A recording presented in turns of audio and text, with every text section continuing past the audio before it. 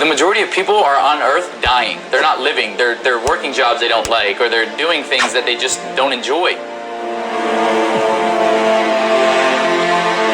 I feel like gratitude, if a person can just live in a state of gratitude, it could change their whole entire life. And I can make this quick and simple and easy for everyone to comprehend. Me, a man with no legs and one arm. There are millions of people as we sit in this couch that would switch places with me in an instant because they just don't have it like me.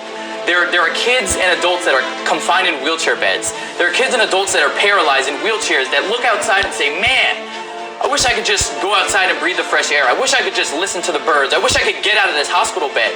Like, it gives me chills. That's all the motivation I need because I know that my situation isn't bad. And the sad thing is that there's people with full bodies that say, oh man, his life's bad. No, it's not. You know, the biggest disability is a bad mindset. It's not this. It is not this. It's people don't have their mind right, Ed. It's people are just like, oh my God, I can't do this, I can't do that. No, you're truly capable of anything. You put limits on yourself. The only limits you have are the ones you put on yourself. So to go back to gratitude, like start being grateful that you woke up today. You know, start being grateful that you were in a bed. There's people sleeping. You can go outside. There's people sleeping on the sidewalk. Like, how can you not be grateful? You know, so living in a state of gratitude and waking up and starting your day off with gratitude, you know, listing 5 things you're grateful for, thinking about 5 things you're grateful for, you'll notice that your mind gets in a rhythm. And at first it may be big things like, oh, my family, my house, whatever it may be, but then your mind will get in the rhythm and start thinking about the little things. The little things you're grateful for, like, man, I got good health, or man, I got food in the refrigerator, or, you know, I got friends, you know, the little things. Your mind starts to just become grateful for the things around you, and you realize that the things you complain about on a day-to-day basis, in the grand scheme of life, they're not problems. We don't have problems. Like, it's important to know that one moment can induce those toxic thoughts in your head. But the important thing about that is when I'm in those low moments, and this is for everyone needs to do this, when you're in those low moments, embrace it. What are you feeling?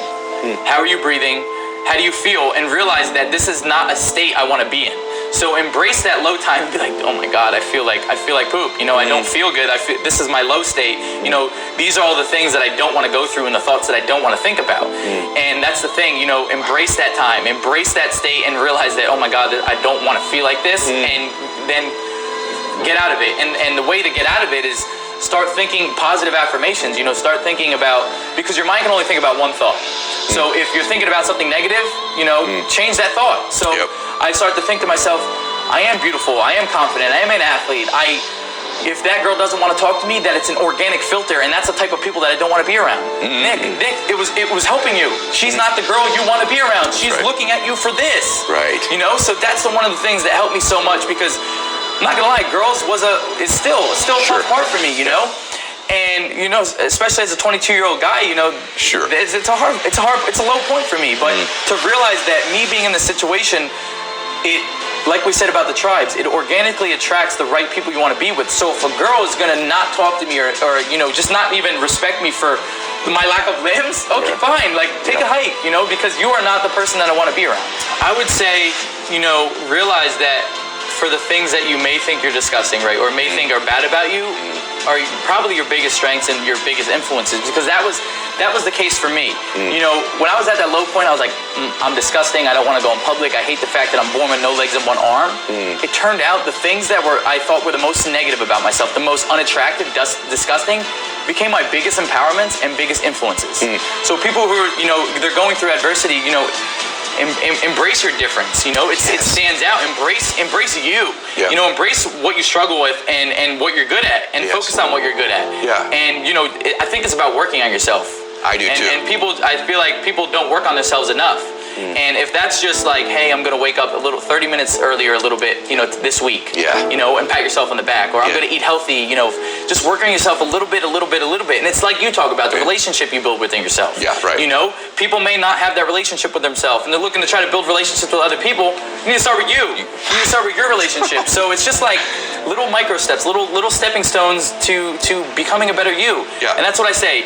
As long as we're moving forward, you know, a little bit at a time, progression is winning, you know? And as long as you're not going backwards, I always tell people, you're either growing or you're dying. Pick one. And as humans, we love the feeling of progression. I would say, you know, it's great to have other people believe in you, but it starts within. Like, you need to be your biggest cheerleader. You need to believe in yourself. And that, whether that's, like I said, we said before, working on yourself a little bit, that you have to do that for yourself. And that's the beauty behind it. The only person that needs to believe in you is you. The only person that needs to believe that you can obtain your vision, obtain your goal is you. No one else is going to do it for you. So be your biggest cheerleader and embrace being different. You know, the sexiest thing you could be is different, you know, whether that's, you know, personally, professionally, in business, whatever it may be, being different stands out. So, you know, that and follow what you love, you know, because I say the majority of people are on earth dying. They're not living. They're working jobs they don't like, or they're doing things that they just don't enjoy. But you have one life, so I would much rather fail and fall on my face at something that I enjoy, that's something that I'm pursuing that I love, than trying to work a job that I don't enjoy or living a life that I don't enjoy. I'd much rather keep failing and working on something that I love than something that I hate. And that's what I tell people, you know, live on this earth, don't die, you know, be you, follow what you want to do, you know, and forget the outside noise. Use it as jet fuel, use it as motivation and elevate yourself, because everything around us, whether it's negative or bad, you know, you can use it in a good way. And mostly the negative stuff, you know, switch that energy, because life gives us energy. We dictate whether it's negative energy or good energy. We have that choice. So for them to realize that, you know, you are the architect of your life. You sculpt your life. So just follow your dreams, follow your passion, and like you said, it sounds so cliche, but you never work in a day if you truly love what you're doing, and that'll drive you more than anything. That why will get you out of bed on those hard days.